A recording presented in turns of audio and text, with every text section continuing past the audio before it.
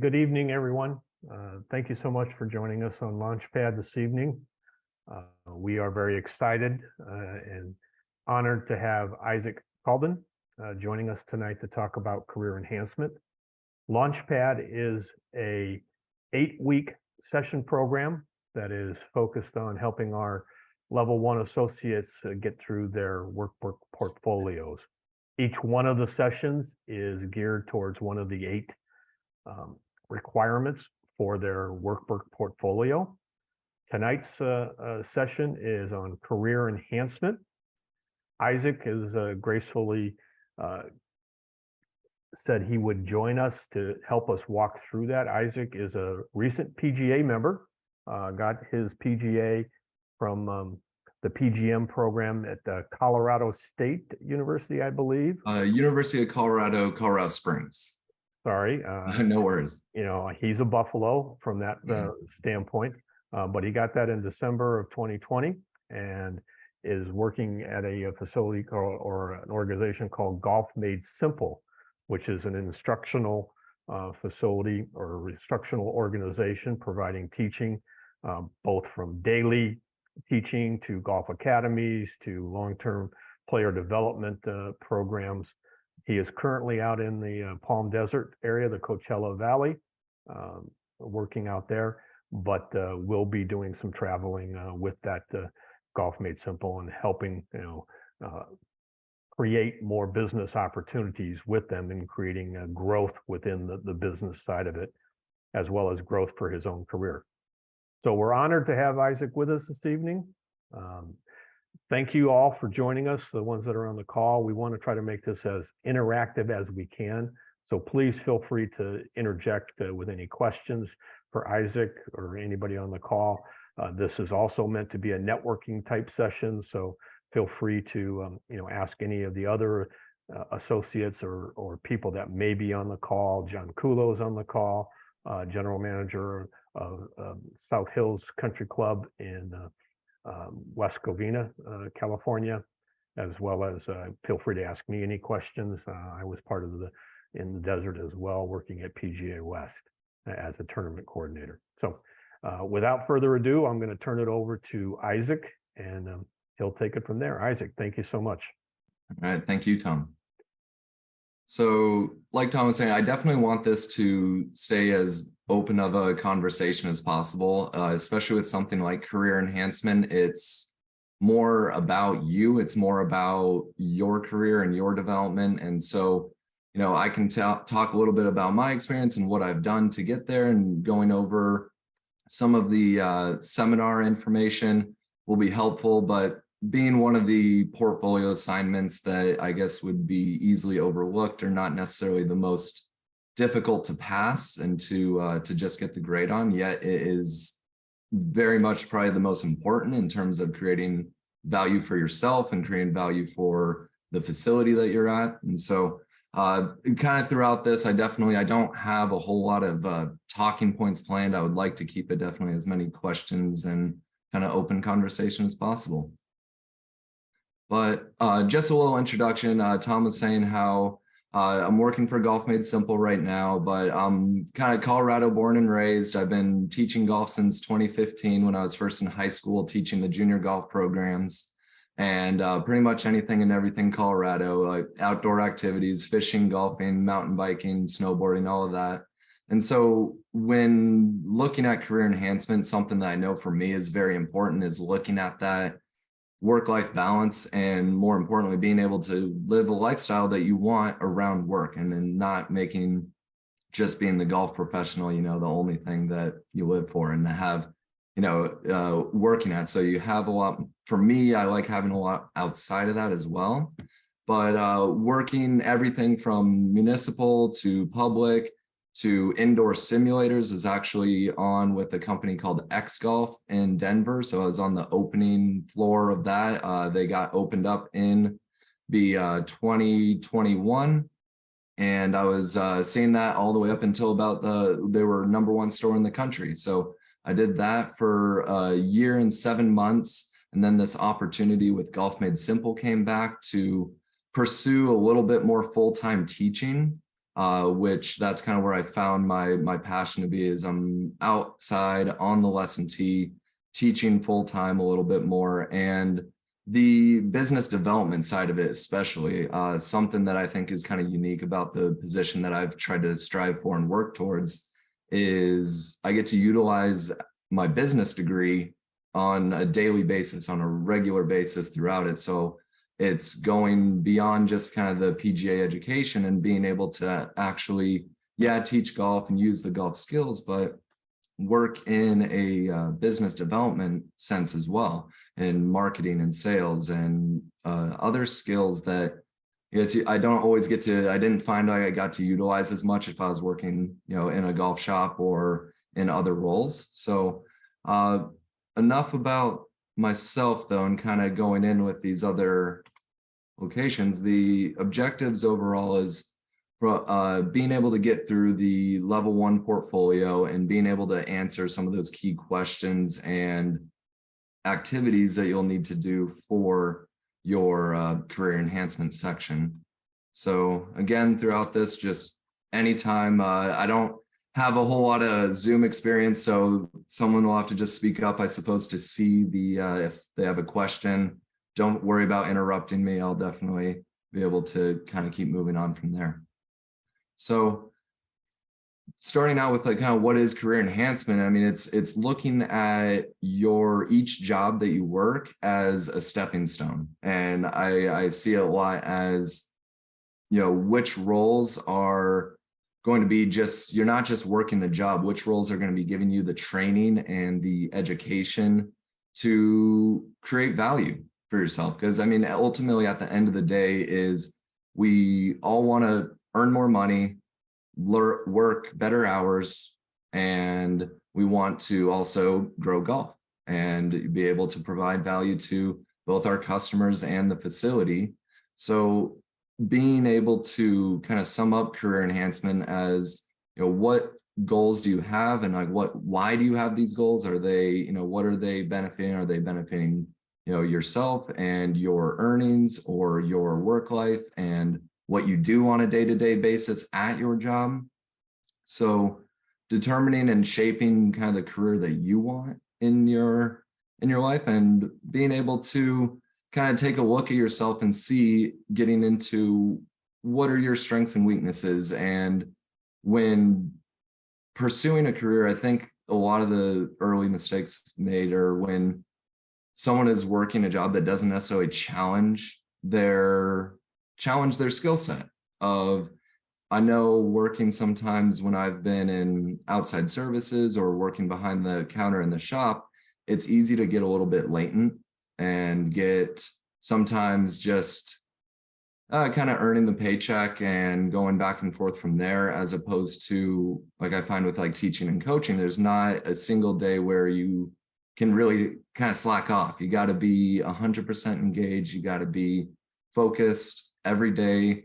Each day as you show up, there's a challenge, and you're surrounded by interesting people and learning from those people each day. So having a job that I guess puts you in an environment to develop these skills, but also to develop yourself, is a major key in setting this. So I guess the first starting point we lay out here is being able to kind of do a strengths and weaknesses evaluation of yourself, and knowing that a weakness isn't necessarily something to avoid. A weakness is something that, okay, cool, I know what I have to practice now. I know what I have to work on. If you're teaching someone golf and their weakness is chipping, you're not going to just tell them, oh, avoid chipping, or your weakness is bunkers. Oh yeah, just don't hit it in the bunker. Simple enough, right?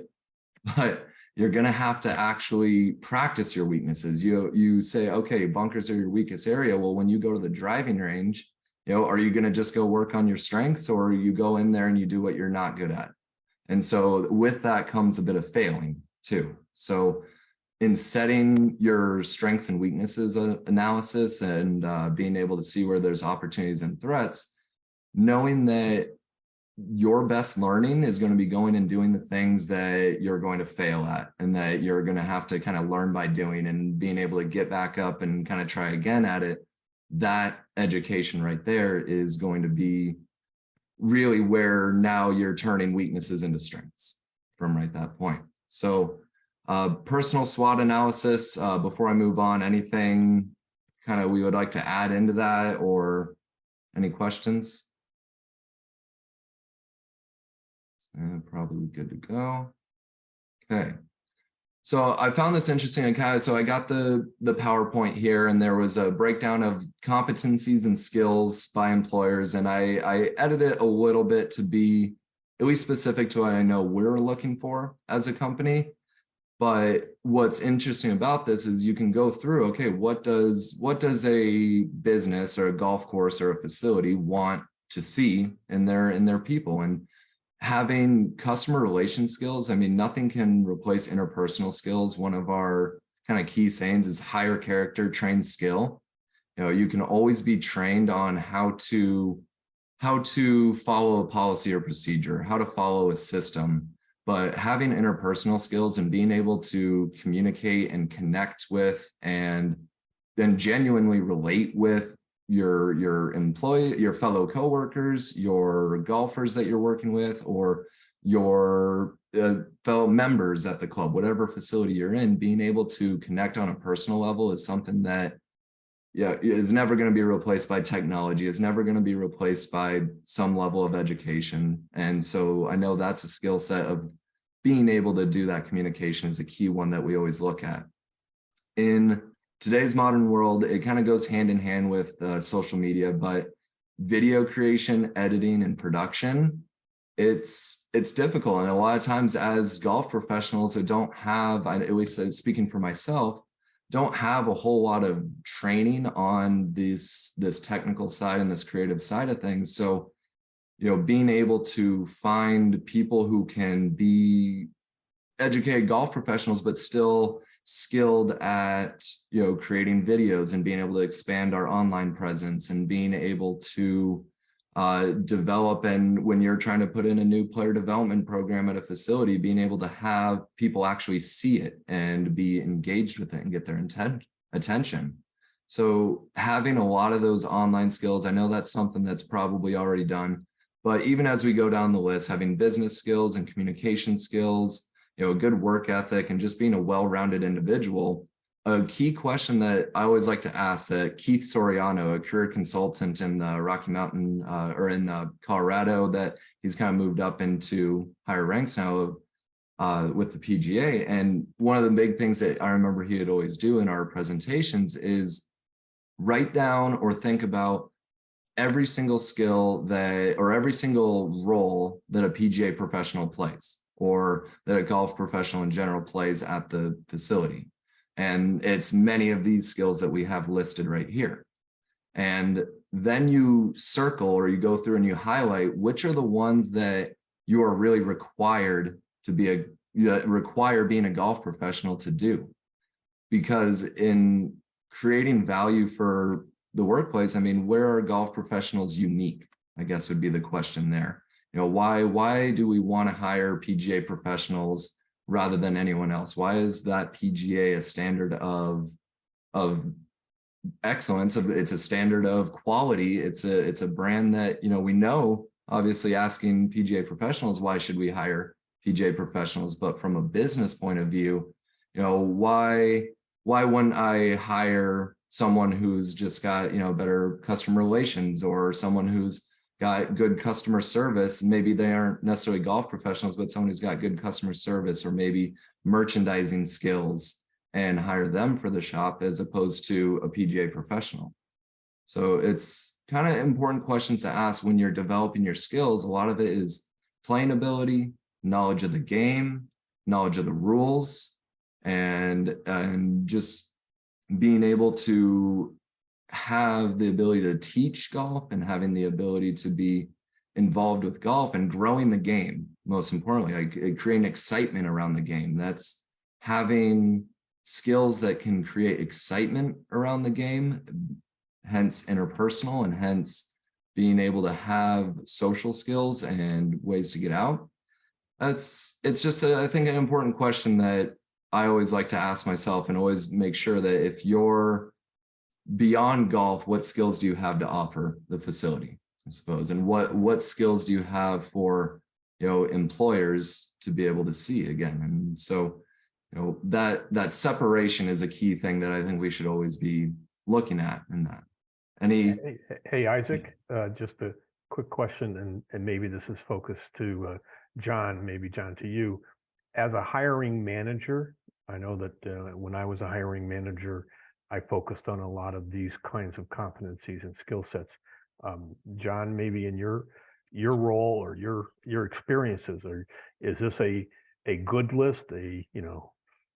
Well, I think, I think it raises some key similarity components between the three career paths in terms of golf operations, teaching and coaching, and executive management when it comes to customer relations skills, particularly interpersonal skills, and how they tie into an individual's communication skills. It's, no matter what career path you go down, you're selling something. In teaching and coaching, you're selling your ability to make people better at playing golf. In golf operations, in terms of career enhancement, you're selling yourself as a manager and as an operator of a golf department. And executive leadership, the same thing. You're selling yourself as an executive leader that can run an entire operation in terms of running a facility or a club or a public golf course. So much of that comes down to your ability for people to be able to relate to you, for people to be able to like you. It's so much more difficult to take lessons from someone that you don't really like, or someone that's off-putting. They could be the most knowledgeable instructor on the planet, but if they come off as a jerk or as an egotistical, self-centered individual, it doesn't matter what the quality of the content of their instruction is. The student's not going to be apt to listen because they're put off by that individual. They don't like them. Same thing when it comes to leadership at the executive level or in the golf operations side. When you're trying to inspire motivated people and lead an operation, when you can't connect or relate or inspire people because you're off-putting, you're not going to get that productivity out of them. You have to be able to communicate with people. You got to be able to relate to people, and you yourself have to be likable. And in order to be likable, you've got to be empathetic. You've got to be selfless. You've got to be patient. You've got to constantly try to put other people's perceptions ahead of your own. And I think it's interesting that Isaac bolded the customer relations skills and then put in parentheses the interpersonal skills, because regardless of what path you're going down, you've got to be able to relate to people, and you've got to be able to be liked. Even when dropping the hammer, you have to have that ability, and that ability is created one way and one way only, through your ability to communicate with people. Yes, that's definitely, it's one of the things that we always say with teaching is you got to get to know the personality of your golfer, and if you can know their personality, you can better speak to their language rather than expecting someone to come into your lesson and all of a sudden just know all the golf jargon and know all the golf terms. It's speaking to someone on their terms, and that's, I think, like you were saying, John, that relation part of you can communicate in a language that they understand, and therefore you're able to see eye to eye much better. Yeah, I mean, when you meet a new student, you have to sell your ability to make them completely buy into the idea that it's all about them. It's not all about you. And I think so often I've heard that, over my years in the golf business, where you got a good player on your staff, or you've got a relatively well-known teacher, and people go to take a lesson from him, and they're like, well, I didn't really connect with him because it was really all about him. It was all about his philosophies, his golf swing, his journey, his views, and I really couldn't relate to him. But when you have an instructor that immediately sells the concept that it's all about making you, the student, better, and I'm here to find a way to get you to play better and you to hit the ball better, and you get them to buy into the fact that you're all about them. That's, I mean, that, if that isn't a better, I can't think of a better interpersonal skill than the ability to get people to buy into the idea that you are all about their improvement, right? And you're invested in them. And then staying accountable to that improvement too, right? Staying in there and in that relationship, and being, you know, knowing that, hey, yeah, if you know you're not seeing results, we're not gonna, you know, gaslight anything. Absolutely. Yeah, absolutely. Yeah. Hey, Lance, Mark, Ryan, this sort of makes sense to you guys? Yes.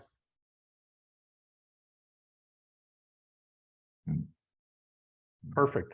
So perfect. So yeah, skills are very important there. So with trends into the industry, I mean, for anyone who's looking for jobs in golf right now, this is kind of the perfect time, because I feel, just kind of having recently gone from like X golf to looking at some new positions and finding, you know, kind of deciding I had 2 different offers I was going between to sign with Golf Made Simple here.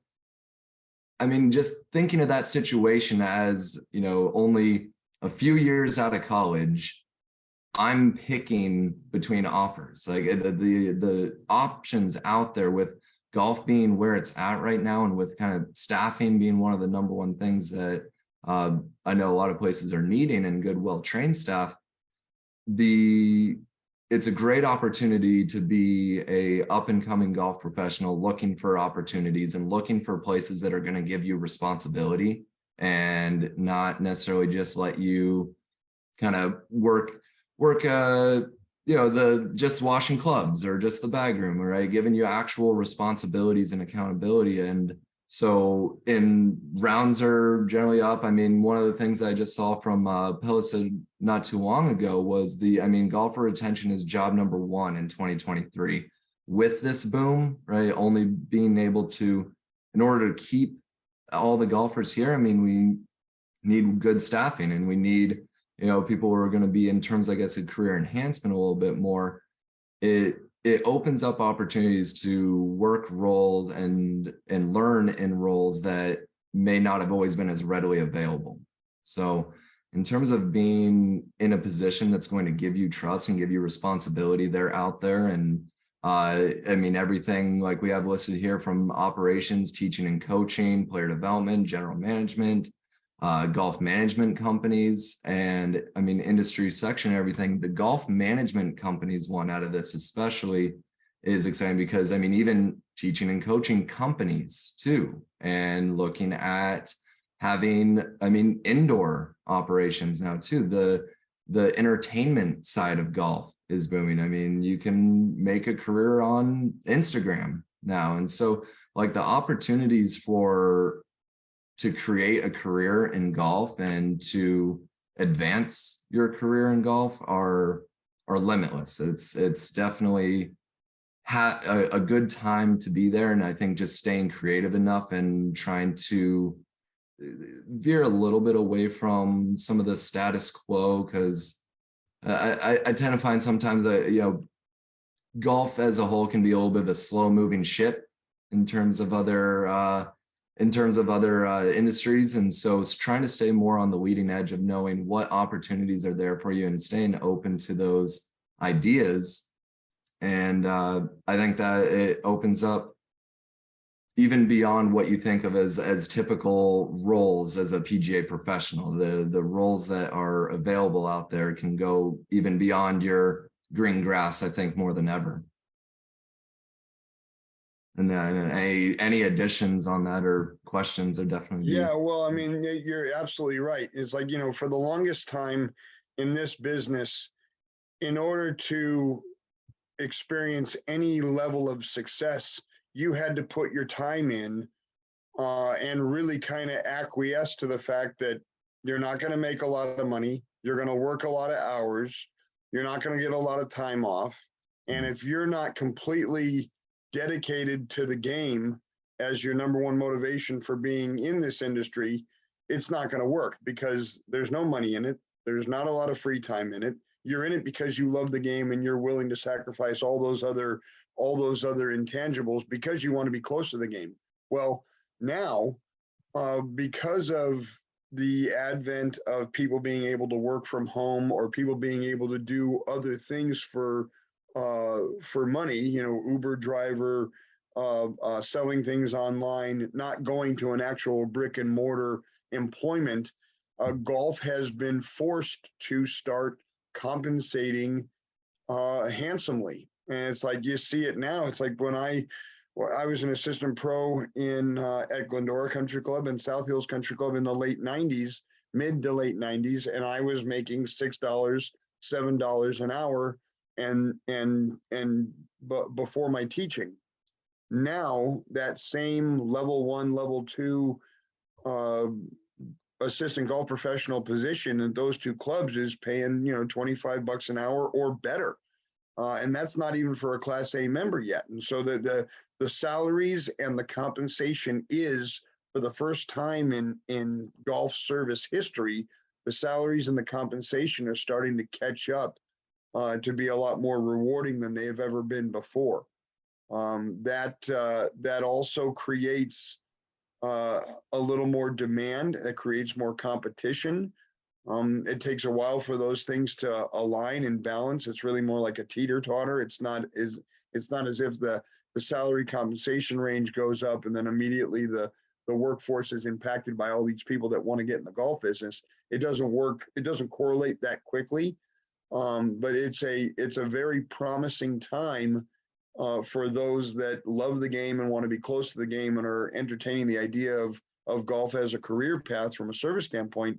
But compensation is starting to pull its own weight, so to speak, and it's a very exciting time for all of us, especially for young people getting into this game, because it doesn't have to just be vocational anymore. It doesn't have to just be because you love the game, you're willing to sacrifice, a decent wage and decent hours and a decent quality of life. You could have those, you could have your cake and eat it too, so to speak, now, certainly more now than ever before. Definitely. It's I thank you for that. It's like, cause yeah, that's definitely the big trend that we're seeing now is like, making sure that, yeah, you can, it's in a position that is definitely desired. Right? It can become a role, and no matter what area you're in, that should be, wanted, not sacrificing just because you love the game so much. And I think that's something that is, I know in kind of my upcoming through that's what originally, we were kind of seeing is like, yeah, you're going to be working a lot of hours with very little. But I think with that though, and with those higher salaries, right, is we also have to provide that value, right? You have to be able to show that you can earn that, salary and provide that kind of value to the facility and vice versa. But you're right. You're right there, Isaac, on that last bullet point. You are in high demand. Yeah, definitely a good time to be on the job hunt in the golf industry. Yeah. Yeah, I tell you, Eric Lohman spoke, our president of the section, spoke at a meeting recently, and he asked the room for a show of hands. Does anybody know anybody in this golf business right now that wants a job and can't get one? And no one raised their hands. Everybody we know or that works with us or for us or alongside us, there's nobody that wants to work in the golf business right now that isn't working in the golf business. There is tons of opportunity. There's more opportunity than we have to fill.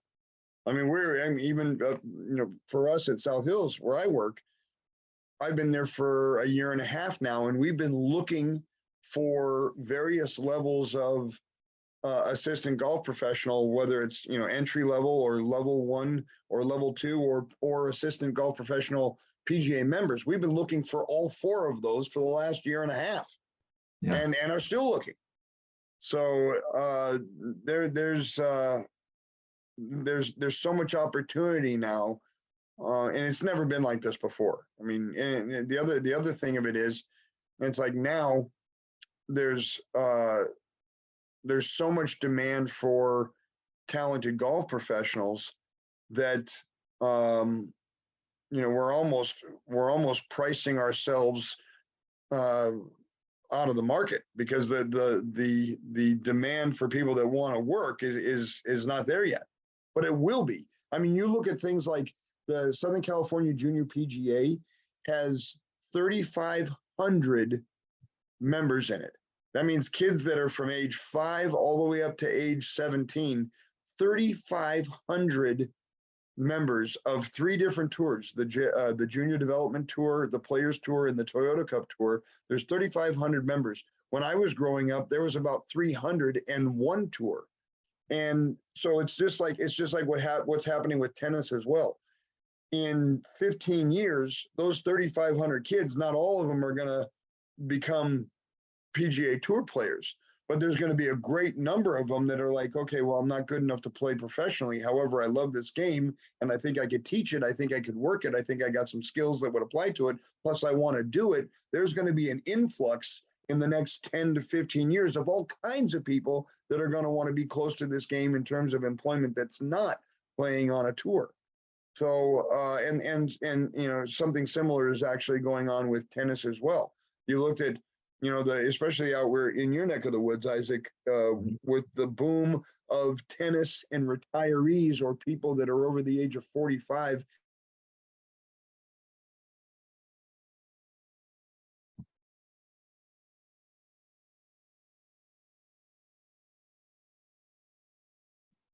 I think I might have just lost audio for a second. Yeah, John, we lost your audio, John. I lost all of it. Yeah, I did too. How about Just now? that last bit. No, you're back. Okay.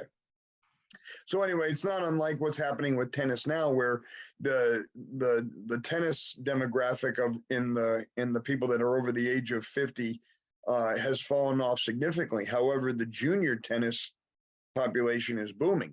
Well, the junior golf population is booming as well. And in 15 years, those people are going to be looking for work. Right.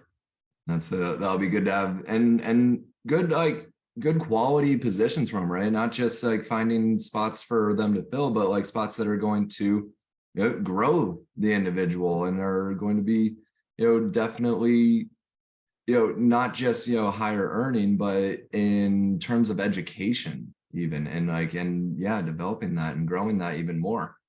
So yeah, that's and that's good to see that we're going to see that, definitely that increase again in, the industry shift, and now, making it so that we can, have all that value there. So yeah, and getting into interviewing and job interviews here, of knowing yourself in the interview. I liked that piece on there of like kind of asking that as like, is this the best job for you? And like we were just saying, we're in very high, demand as golf professionals and skilled golf pros. And so you kind of get to interview the facility a little bit more to see, is it going to provide you with the education that you're going to want? Is it going to provide you with the income that you're going to want? Is it going to provide you with the, work life that you're going to want? Like we're saying how we're kind of hurting for people. I mean, we have typically what is a traveling position, and that's doesn't seem as much in demand. A lot of potential golf instructors seem to want to stay a little bit more set in a certain spot, or potentially consider something. We've added in more of a seasonal role now, adapting into, even I'm doing a 9 months on, 3 months off schedule right now as well. And so finding ways to have opportunities where you can live the lifestyle that you want, you can kind of earn what you want or get the education that you want, and finding that out during the interview is definitely a key for knowing what you're looking for. And I can definitely say, researching the facility and the interviewers, knowing exactly who you're talking to, and what is it that they do, what is it that they offer.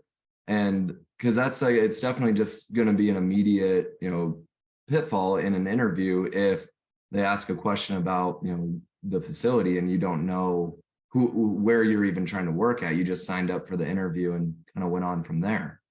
So knowing the facility and knowing your audience being a major key to succeeding at the interview, because if you can better understand the seat that they're sitting in and the role that they're in, then it helps you to explain how you can add value. Because if you know where at the facility they make their money and where they need value, where their shortcomings, you being able to fill those spots and you knowing enough and doing your due diligence and doing your research about the facility, that makes it way easier for you in an interview to actually say, hey, I can provide value in your junior coaching, or I can provide value in your merchandising or in your social media. And so knowing the facility is probably second to knowing what you want in a job. I would say just making sure before you do any kind of interview or any kind of application, you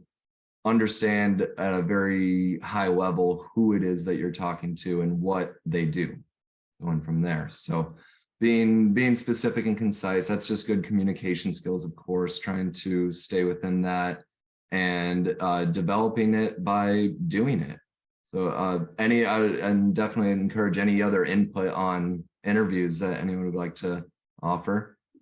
One thing that's not on here, it's not really an interview, but it's before the interview. We have people coming in to bring in resumes, and they're dressed in basketball shorts and t-shirts. And I don't know why they're not dressed at least in a collared shirt. You're coming to a country club, a collared shirt, like dressed like you're going to play golf at least. And I think that's just like the very first step. And you just automatically, when that guy comes in, that resume goes straight to the trash. Like it's not even considered. And then or if they come in and they ask for the head pro and they don't acknowledge like us, like the assistant pro or someone else, just kind of like not having that people skill just to talk to anybody. And all of that stuff I think is just as important. Dropping off your interview or your resume or picking up an application is just as important to look good and to talk to people as an interview. Personally, Mike, that's, you couldn't be more on the money. Absolutely. It's like, again, you come in and you're not conscious of how you're perceived. It's like that example that you made of the person coming in basketball shorts and asking for the head pro to the two assistants that are behind the counter. You think those two assistants are going to speak well about that applicant to the head pro? And there's no way. And just that individual not having that wherewithal to know how they're being perceived and that ability to have empathy and be like, hey, how am I going to come off if I walk into this club looking like this and not giving the respect to the people that I'm interacting with? You're not just interviewing with the head pro who's the hiring manager. You're interviewing with everybody you interact with from the second you get out of your car, to the cart guy that tells you where the golf shop is, to the person upstairs at the front desk who tells you how to get down to the golf shop, to the person that you ask for the application from. You have, because if you do a good job with that person at the front desk, even if you're picking up the application, you see it all the time, Mikey, probably at Glendora, where you got a kid that comes in that's got a good head on his shoulders. He dressed for the visit. He goes to the front desk. He never even makes it to the golf shop. He just came into the front desk and asked for a resume. But if he comes off well to the girl or the guy that's at the front desk, the girl or the guy at the front desk is probably going to come down to the golf shop and say, hey, this really nice kid came in and filled out an application for Cart Barn. And, it's like the kid got the job basically by talking to someone at the front desk that doesn't even work in the golf department, just because they were conscious of how they're coming off to every single person they're interacting with at that club. right. And luckily I have a boss, my boss, Jeff. He always asks us how, like, hey, what do you think of this guy? Like, he's very involved and involves us, which is very fortunate. Like, I haven't been at this job that long. I've only been there just over a year. And from day one, I've been welcomed, and like they've always asked. Even they're the ones that encourage me to get in the PGA program. They're the ones that are pushing me to go farther. And so he involves us a lot and asks us like our opinions of what these people before he even really looks at the thing. So it's such an important thing that I think is so overlooked. And I mean, everyone gets ready for the interview, but if you kind of shoot yourself in the foot from the beginning, if you don't make that good first impression. I was always taught first impressions are lasting impressions, and it's true. Yeah, thank you for that. That's definitely a very key point to add on there. The first impressions going in and your initial points of contact can definitely either spoil or sell your whole interview and your whole experience there, if you even get to that interview. Yeah, definitely. That's I mean, and getting even into like, yeah, so that's the delivery of, I mean, having a nice resume, having a nice cover letter, and having, you know, that delivery of it done well, right? It's, I mean, the resumes and the cover letters, the resources are definitely out there to have those edited. Like it says, I mean, it's on pga.org. You have those out there, having a trusted mentor, someone to review that and edit that with you as well to make it a well-made professional document. Because even that, if say you're mailing it in, maybe you aren't walking in and being conscious of how you dress and how your professional appearance is at a facility, being important in your just how you send in your letter and how you go about getting that to the right hands. Those having a not well edited or not well made, you know, resume or cover letter, I'm sure that's, I mean, that's going to immediately lose attention and, you know, not get you to that next stage or not get you that interview. And so, and definitely, Tom, I wanted to check with you too on the case example job search campaign. Expanding a little bit on that. I wasn't sure if that was anything I had on my end there. Thanks, Isaac. Basically, you know, what I did when I was trying to find positions, I was at one point looking for positions in Atlanta, Georgia, and I was living in the Chicago area. So I basically did a campaign where I researched all of the facilities, and I was looking for private club facilities. So I researched all the facilities, found out the names of all of the, you know, head professionals, directors of golf at each of those facilities, found out, you know, where they were located, found out their demographics of their membership. And then I just went down to Atlanta and spent, you know, several weeks in Atlanta visiting every single facility. And Michael, to your point, I dressed up. I had a sport coat on and a collared shirt and the whole bit, and you know, dressed up. And I had a little packet of information, and I left it with hopefully the head professional, but if not, with the assistant pro behind the desk. I thanked them for their time, and I went to every single one, and then I followed up with them afterwards with an email, a phone call, just to kind of, you know, keep the grease, you know, going on the wheels. And during that time frame, you know, I ended up with about 7 opportunities that I had that came out of. I eventually, you know, decided not to go to Atlanta, so I didn't do that. But it's just an example of do your research, be respectful, be professional, and then you know, opportunities are going to present themselves to you. And then finally, I think your last point there, Isaac, on the PGA career consultants, you mentioned Keith Soriano, that you've you know or worked with. A lot of us, when I was coming through the program, I didn't know any PGA career consultants. I didn't know how to use them. Never talked to them. Never, you know, just didn't really understand that they are a resource for me as a lowly, you know, associate. You know, that, you know, they were for people that were executives and the like. But no, they're not. They're for all of us. So it's a good resource for everybody that's on this call. You know, look at your respective, you know, career consultant. Keith Soriano is the, you know, Denver, Rocky Mountain area. Ed Winecki is our career consultant out here in Southern California, and is a wonderful individual, and will have time for every single one of us, you know, anybody, to help us out with reviewing a resume, you know, telling you about a particular opportunity, you know, helping you with interviewing skill sets, you know, identifying your strengths and weaknesses. They are there to help us out. So it's a really good resource for us to use.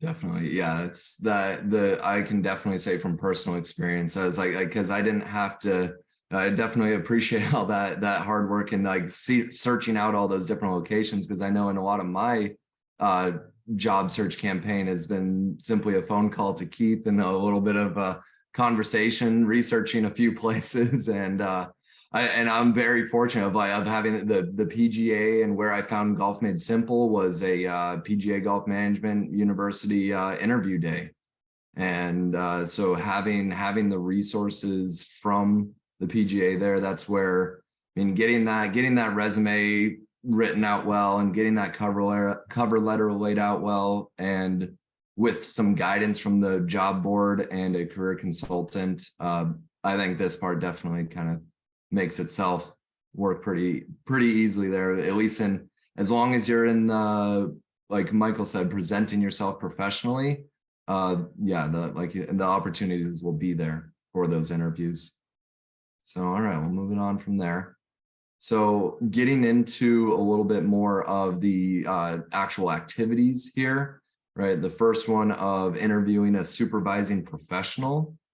I know definitely when doing this, I mean, it's said on here, you know, pretty self-explanatory, going through activity, and you can definitely get as much out of these activities specifically as you want. I know that they can be easy ones to just kind of submit and get the grade and get the pass, but the more that you put into, especially like this interview portion, if you have a golf professional who's willing to take the time to really sit down and talk about their career journey and how they got there, and being able to offer some mentorship and answer those questions for you to just get a better picture of what it's like and how it's changed and how it's evolved.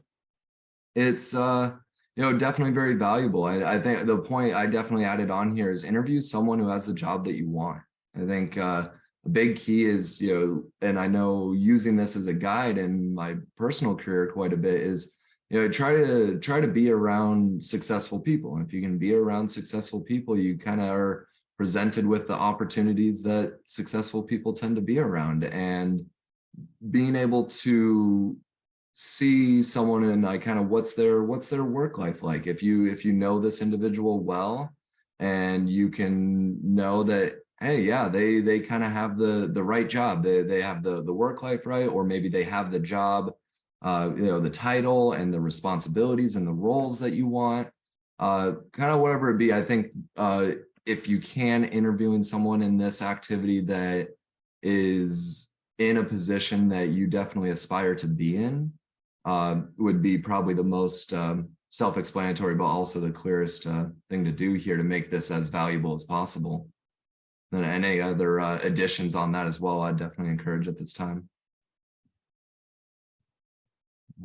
Yeah, that one's pretty easy there, of just talk to someone that you wanna try to fill their shoes, and understand the work that they had to do to get there, and see what steps you have to take to try to match that. So then refining your personal development summary and goals.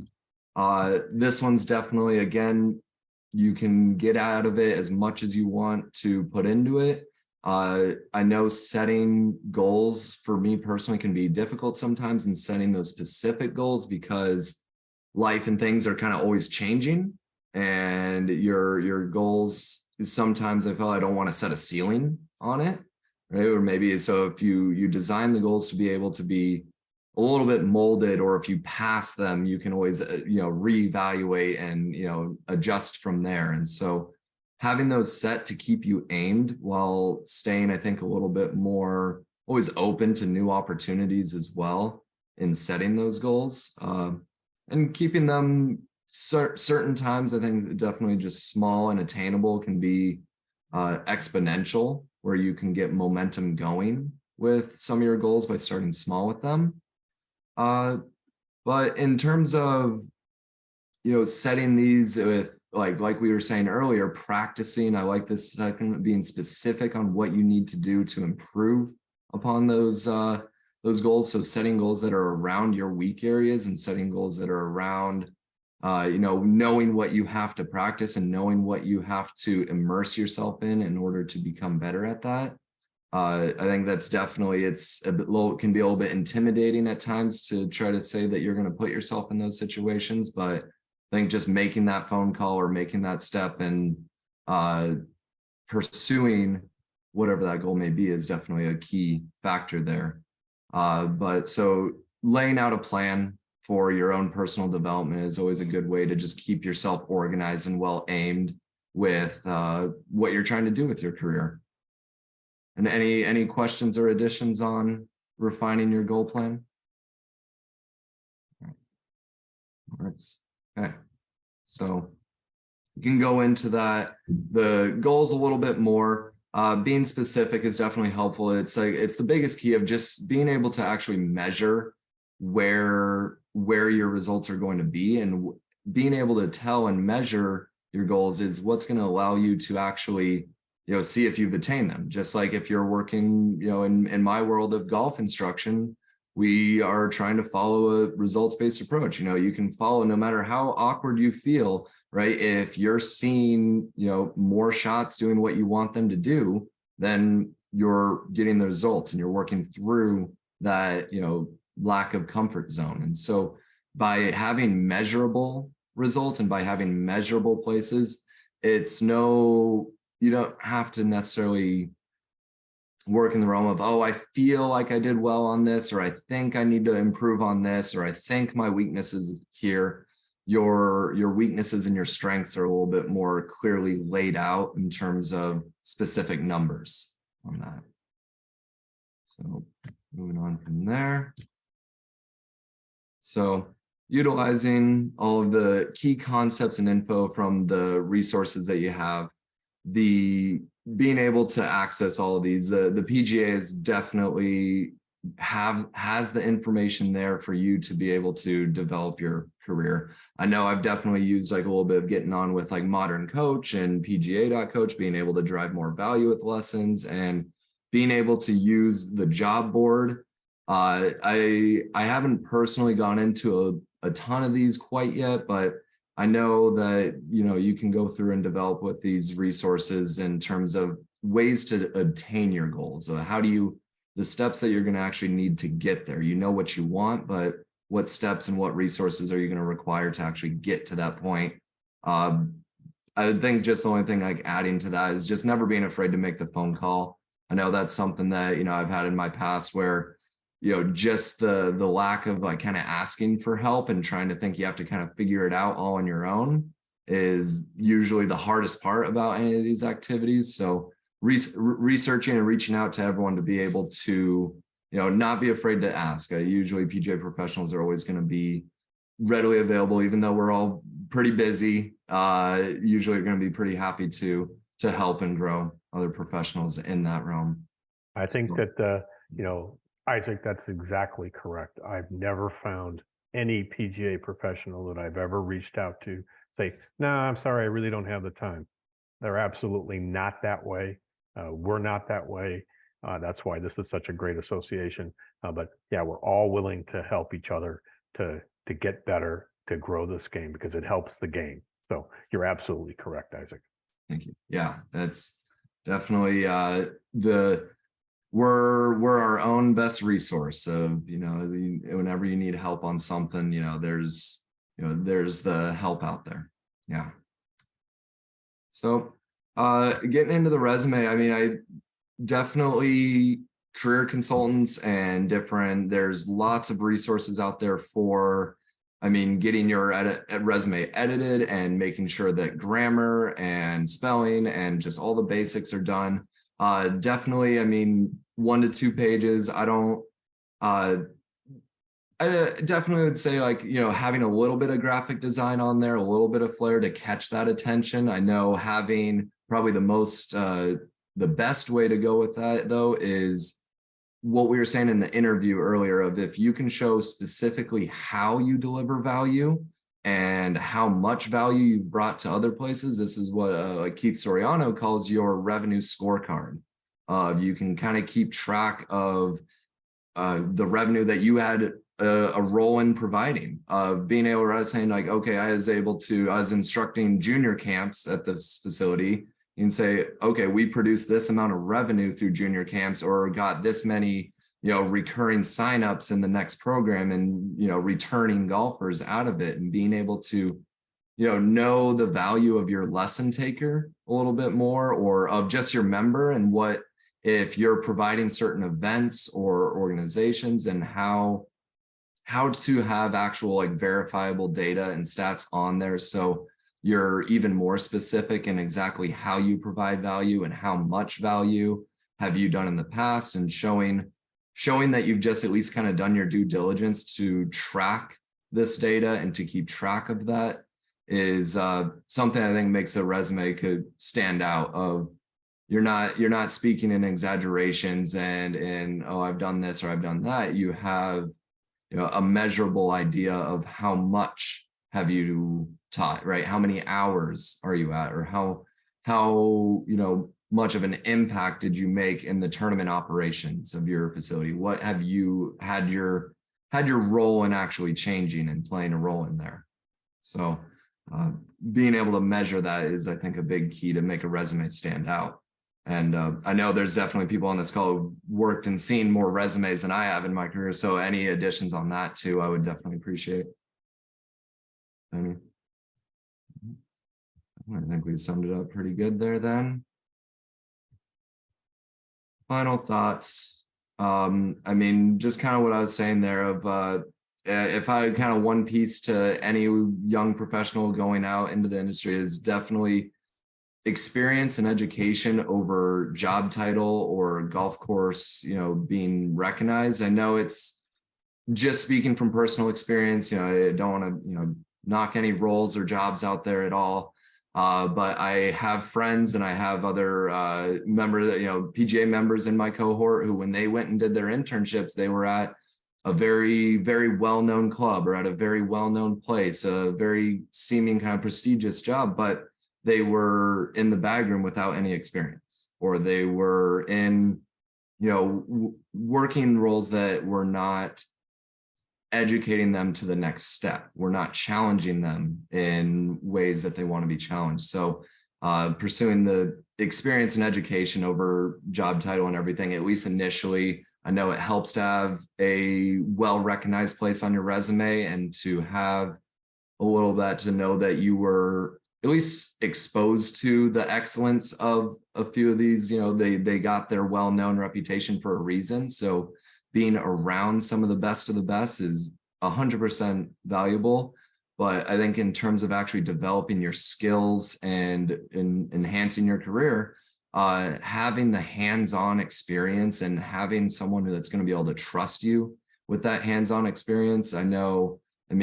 Without Golf Made Simple kind of throwing me into, teaching 40 hours a week, not just kind of 1 hour lessons here and there, or not just, junior camps, of a well-organized and well-structured training program that you're doing full time. The season of working is, the season that we work, the number of hours of hands-on instruction that we're getting is accelerating that experience and accelerating that education more than, if that was just part of what we do, or if you were more in a just shadowing or, spectating type of position, at least in my experience there. But it's the opportunities are out there. Definitely kind of like to close on any other final questions or conversation points. Well, I just wanted to say, job well done on the presentation, Isaac. Very thorough, just excellent. Very, very well done. Appreciate you coming on the LaunchPad and sharing your experience and your insight. Colonel, thank you very much for putting this together. And Mikey, Lance, everybody that's on tonight's call, thank you very much for joining us. Yeah, thank you for the presentation.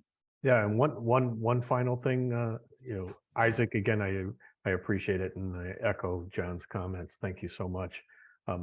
For those of you on Lance, Michael, Mark, Ryan, everybody that's on and everybody that's listening to this or viewing this after the fact, network, tell others at your facilities, other associates at your facilities, about LaunchPad, about some of these resources that we can use. I mean, Tom Sun, who's not on the call tonight, but has developed a mentorship program that is within the Southern California section is probably second to none.